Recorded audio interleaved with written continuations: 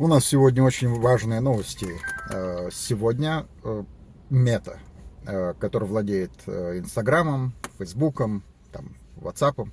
В общем, в Инстаграме сегодня удалили без предупреждения аккаунт канала «Просто журналистика», Just Journalism.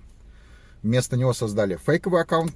Сейчас, если вы зайдете в Инстаграм, забьете «Просто журналистика», вы не найдете настоящего нашего аккаунта, будет только фальшивый. Поэтому я вам рекомендую всем настоятельно пожаловаться на этот Инстаграм-аккаунт «Просто журналистика» и сказать, что он выдает себя за другого.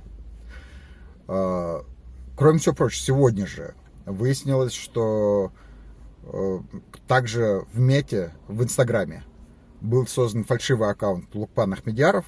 Ну, то есть вот есть мой аккаунт в Инстаграме, он, слава богу, живой. А пытались еще создать, создали фальшивый мой аккаунт Лукпан Ахмедьяров Officially, он назывался. На него мы сразу подали жалобу, сейчас его вроде удалили. И что самое удивительное, сегодня же точно так же удалили аккаунт Вадима Борейко в Фейсбуке. Вместо него там наплодили, по-моему, 3 или 4 Вадима Борейко аккаунтов. Они к нему не имеют никакого отношения, вот, насколько я знаю. В общем, вот такие вот достаточно интересные новости. Как вы думаете, что это такое может быть?